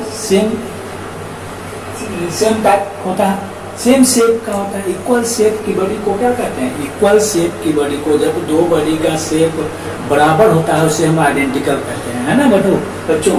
तो दो बॉडी का आइडेंटिकल शेप अगर हो, इस शेप उसका इक्वल हो, वो ऐसा sphere are suspended by strings of two equal lengths, है ना। दो स्ट्रिंग से कनेक्टेड है लेकिन दोनों का लेंथ इक्वल है बच्चों। इससे ये, तो इसके लिए तुम डायग्राम कैसे बनाओगे? देखो इसमें, देखो यहाँ पे एक इस तरीके से दोनों का लेंथ डिफरेंट है, सेम लेंथ का है दोनों। फिर क्या करा है? The strings makes an angle 30 degree. ये दोनों स्ट्रिंग जो है वो कितना डिग्री एंगल बनाता है बच्चों?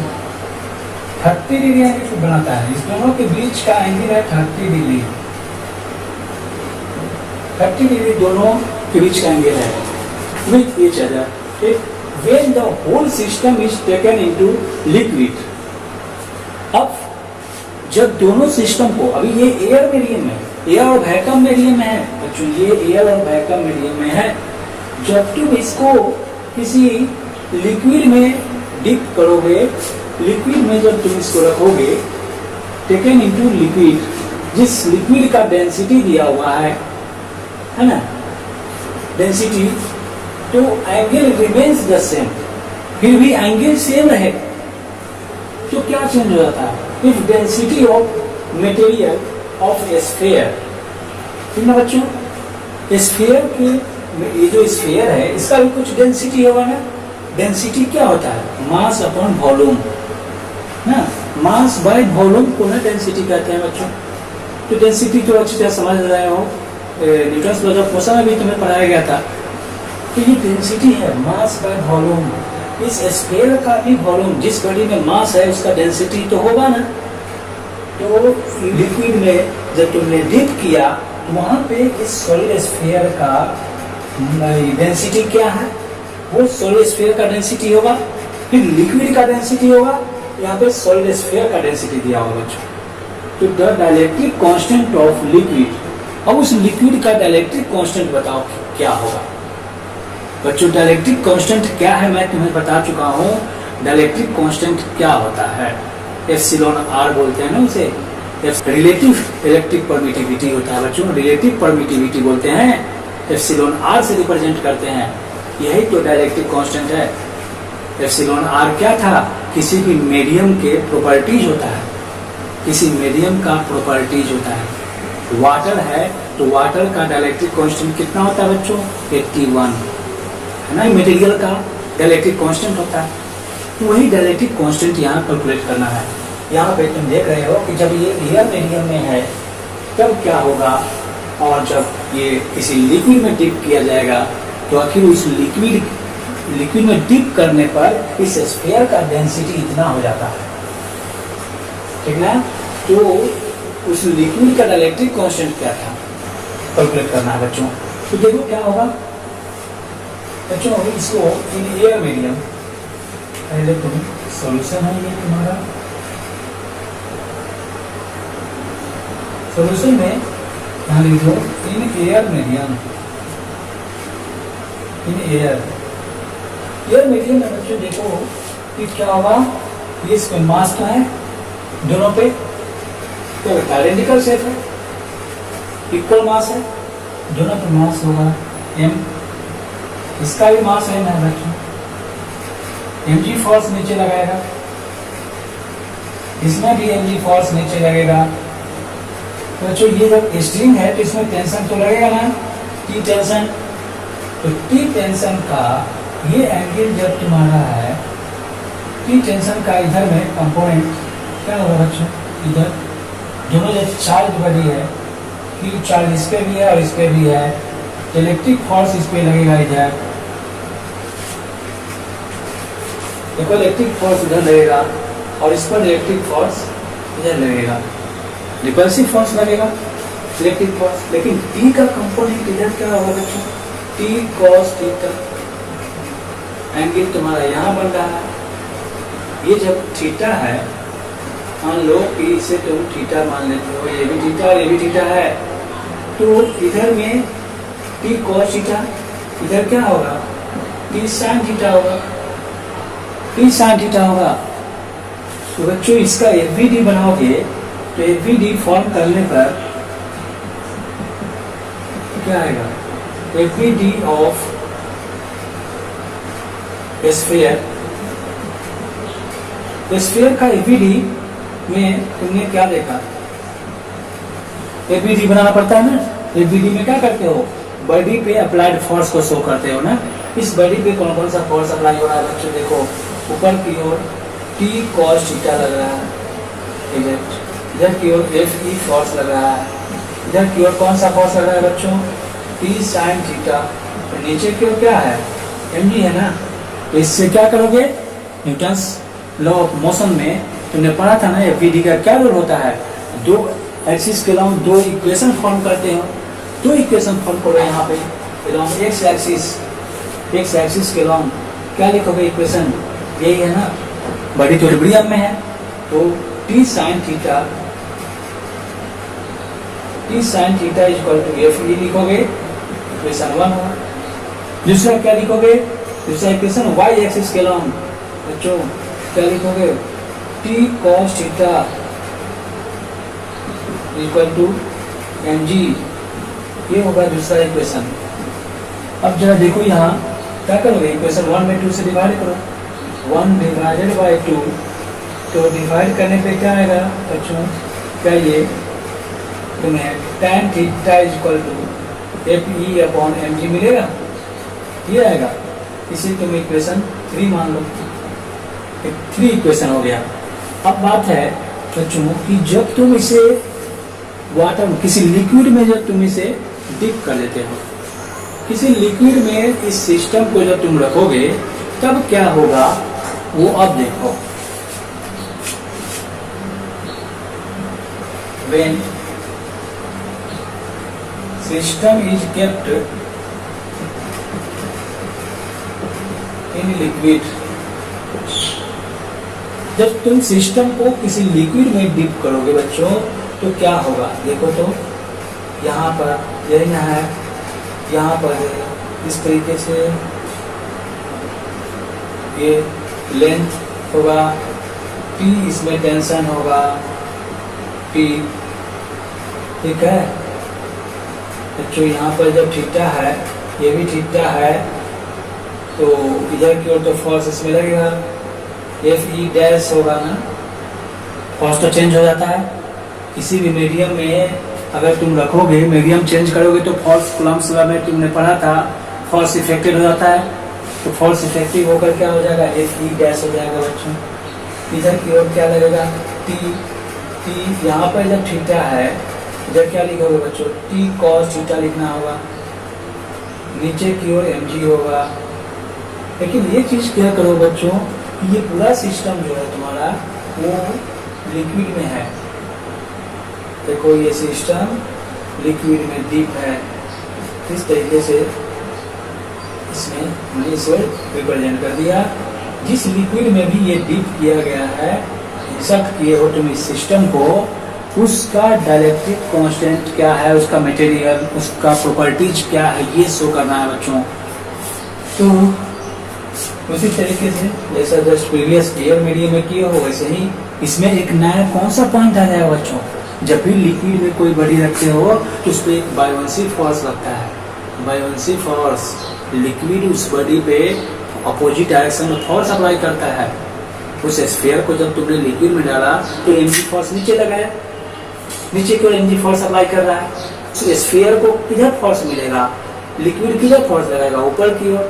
तो लिक्विड जो ऊपर फोर्स अप्लाई कर रहा है उसको कौन सा फोर्स कहते हैं, बायोवेंसी फोर्स होते हैं। बायोवेंसी फोर्स जो लिक्विड जो अप्लाई होता है, देखो बच्चों बायोवेंसी फोर्स भी तुम्हारा इधर ही अप्लाई होगा। इसे तुम लिख दो 20 बायोवेंसी फोर्स बोल देते हैं। तो जो ज़्यादा कंजस्टेड हो रहा है कोई बात नहीं, इसे लिखो, आ जाएगा समझ में। इसका एपीडी बना दो, एपीडी बच्चों ये स्फीयर है, तो ऊपर की ओर कौन कौन सा फोर्स अप्लाई हो रहा है, टी कॉस थीटा फिर बायोलेंसी फोर्स भी लग रहा है, और नीचे की ओर तो बच्चों mg लग रहा है ना, इधर क्या लग रहा है, और इधर क्या होगा, इधर है तुम्हारा t sin थीटा, और इधर है fe डैश है बच्चों, ये हुआ। तो इससे तुम इसका इक्वेशन फॉर्म करो। इक्वेशन क्या होगा बताओ मुझे, t sin theta equal to fe dash, कुछ नया नहीं है, पहले वाले जैसा है। इक्वेशन 4 करो इसे, और दूसरा क्या लिखोगे, y एक्सिस के अराउंड क्या लिखोगे, देखो mg t cos theta plus equal to mg, ये तुम्हारा पांचवा इक्वेशन होगा। इक्वेशन 4 में 5 से डिवाइड करो, जब तुम बच्चों डिवाइड करोगे तो क्या मिलेगा, क्या ये साइन थीटा अपॉन, देखो t sine theta upon t cos theta plus b equal to m fe dash upon mg, इसे तुम इक्वेशन 6 मान लो। ठीक है बच्चों, जरा सही से वीडियो पॉज करके नोट करो, फिर मैं इसके नेक्स्ट स्टेप को लिखता हूँ। इस बोर्ड कंजेस्टेड हो गया बोर्ड पे, इसे जरा नोट करो, फिर मैं नेक्स्ट स्टेप को लिखता हूँ। ठीक ना, या इधर का तुम लिख लिए होगे, इसे जरा पहले लिख लो, फिर मैं लिखता हूँ। ठीक है,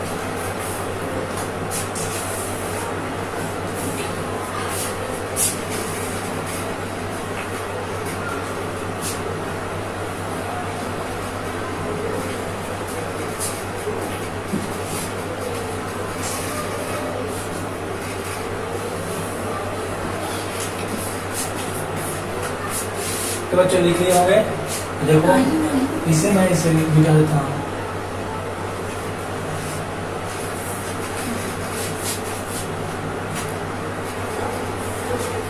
तो बच्चों क्या देखा तुमने कि तुम्हारा ये इक्वेशन आया, क्या था, tan theta equal to fe dash upon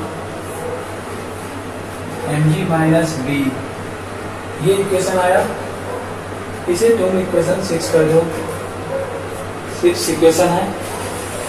अब क्या करोगे, तो बच्चों FEB क्या है, बायोलेंसी है,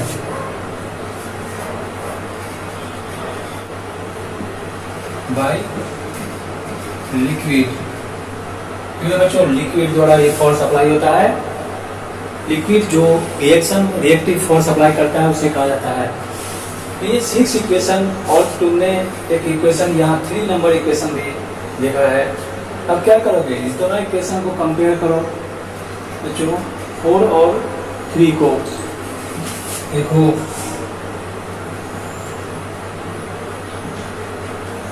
कंपेयरिंग इक्वेशन 3 एंड 4, 3 और 4 को जब कंपेयर करोगे तो क्या मिलेगा तुम्हें, देखो fe dash fe upon mg equal to fe dash upon mg minus b, क्या लिख सकते हो, देखो fe mg minus b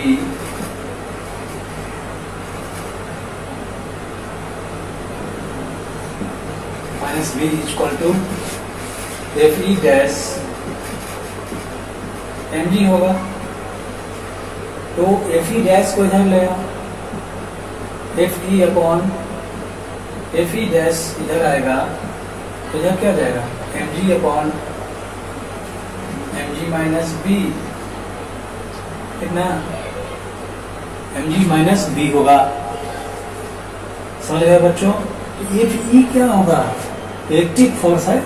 fe को क्या लिखोगे, 1/4 pi epsilon not dot q square, 2 identical, देखो 2 आइडेंटिकल चार्ज स्फीयर्स है, चार्ज दोनों पे सेम है, इसलिए q इंटू q स्क्वायर लिख दो, और r स्क्वायर दोनों के बीच का सेपरेशन r है, अपॉन इसमें क्या लिखोगे बच्चों, 1/4πε0 dot Q square upon R square, ठीक, इक्वल टू इधर क्या होगा mg अपॉन mg क्या है बच्चों, ये किसका वेट है, किसका फोर्स है, ये सॉलिड का है, वो जो स्फीयर है उसका है।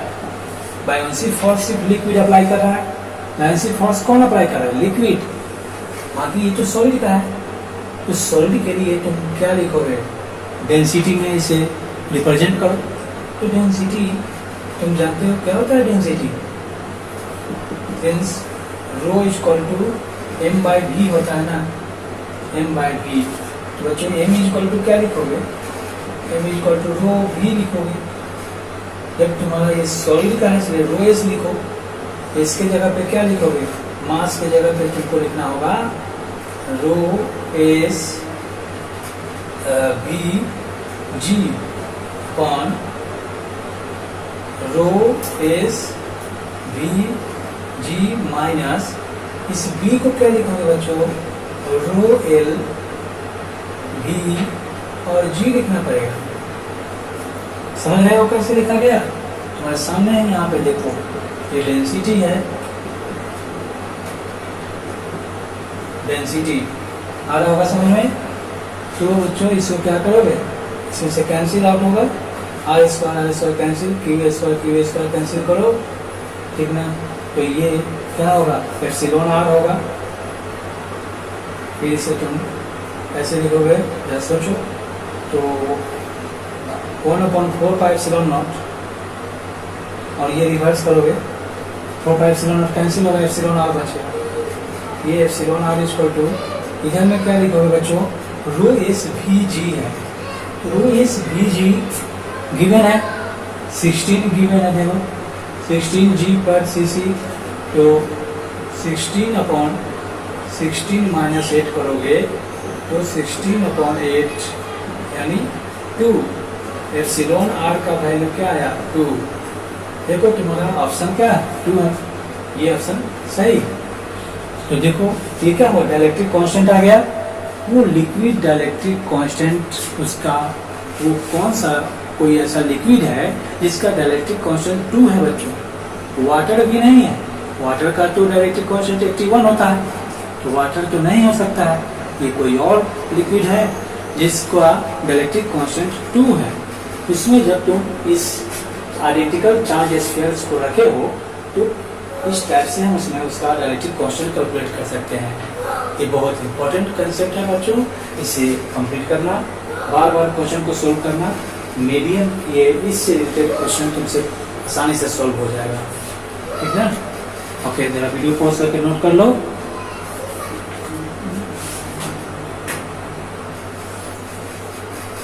कि बच्चों अभी तुम देखो ये सुपरपोजिशन प्रिंसिपल पे क्वेश्चन सोल्व करा लेता हूँ, ठीक ना, ठीक ना। फिर नेक्स्ट क्लास में तुम लोगों को इक्विलिब्रियम का एक और स्टेबल अनस्टेबल पे ये सुपरपोजिशन प्रिंसिपल जो मैंने तुम्हें पढ़ाया है उस पे एक क्वेश्चन करो, बहुत इंपॉर्टेंट क्वेश्चन है। उस क्वेश्चन को तुम कैसे सोल्व करोगे देखो। देखिए क्या होता है कि एक क्यूब है, मान लो बच्चों कि एक क्यूब है, तुमने वेक्टर में पढ़ा होगा, एक क्यूब है,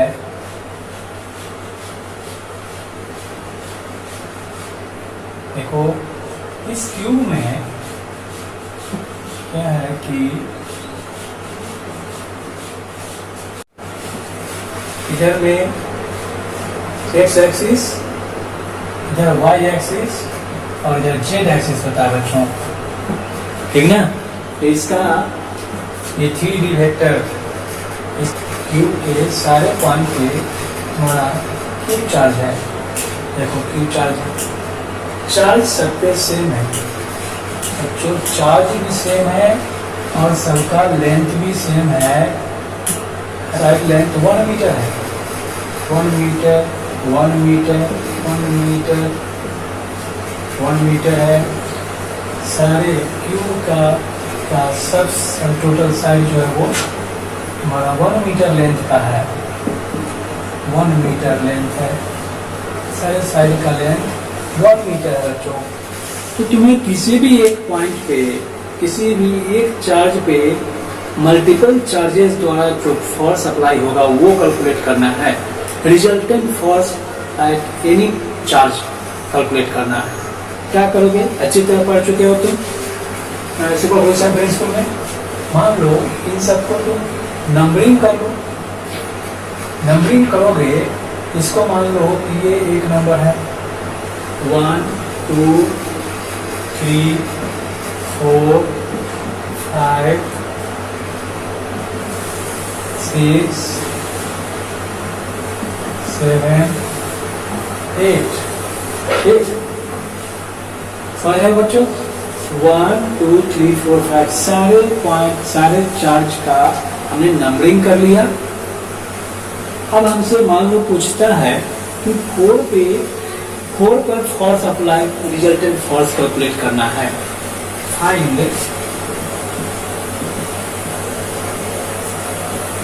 vector F at 4 at point 4 point पे तुमको electric force, resultant force calculate करना है। तो क्या करोगे बच्चों? इस पे तुम किसके का फोर्स लिखोगे? रिजल्टेंट फोर्स इक्वल टू, तुम क्या जानते हो तुम बच्चों? इसे जो है वीडियो पॉज करके नोट करो, फिर मैं तुम्हें इसे समझाता हूँ। ठीक, नोट करो या फिर देखो क्या होगा। ये रिजल्टेंट है फोर्स। इस फोर्स को क्या लिखोगे? रिजल्टेंट फोर्स इक्वल टू, किसके पूछा है फोर्स? 4 1 के कारण फोर्स निकालोगे।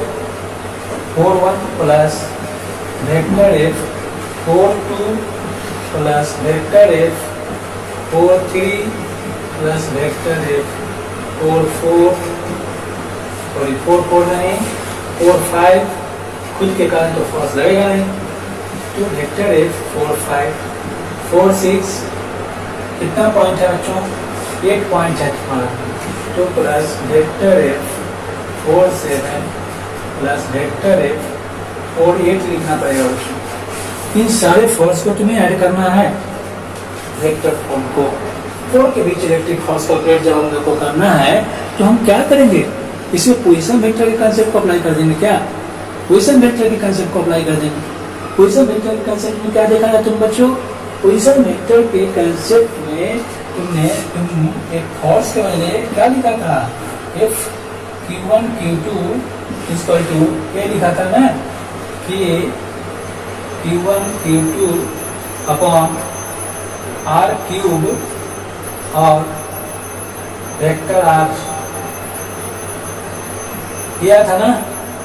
इसी पे बेस में अभी तुम्हें इसे कैलकुलेट करना है वेक्टर फॉर्म में।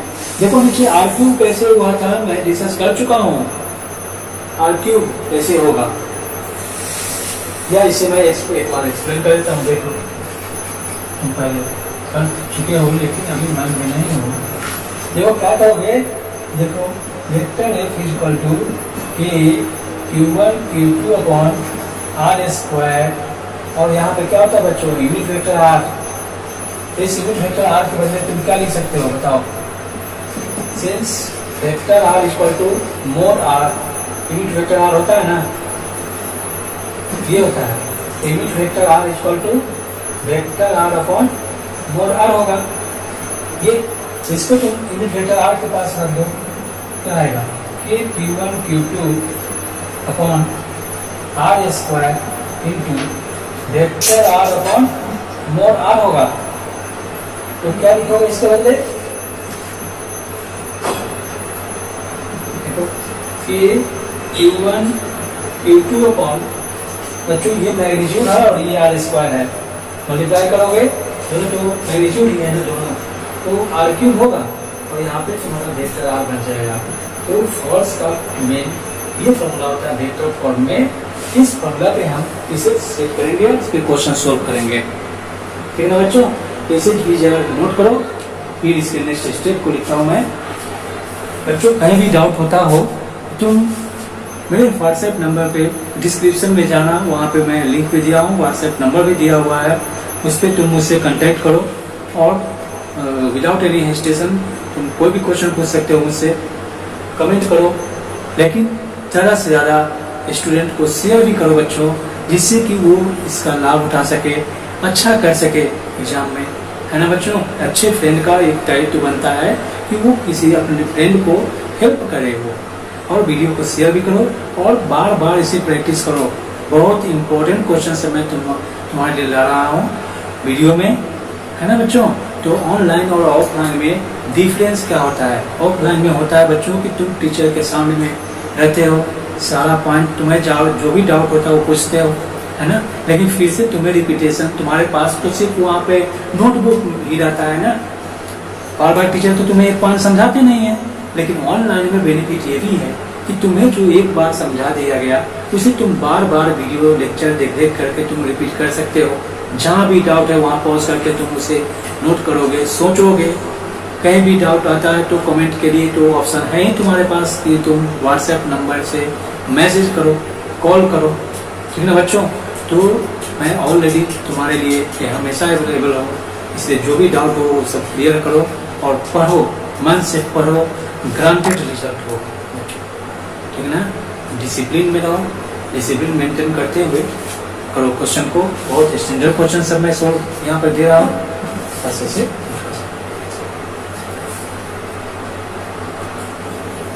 तो बच्चों इस स्टेप के बाद मैं तुम्हें यहाँ पे समझा रहा हूँ। इस स्टेप के बाद क्या लिखोगे तुम इसे तो देखो, vector F is equal to K Q1 Q2 upon R square है।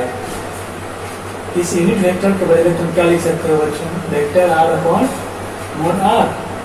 तो ये भी मैग्नीट्यूड और ये भी मैग्नीट्यूड है, क्या करोगे? इसे मल्टीप्लाई कर दो, के Q1 Q2 upon R cube होगा और ये वेक्टर R होगा।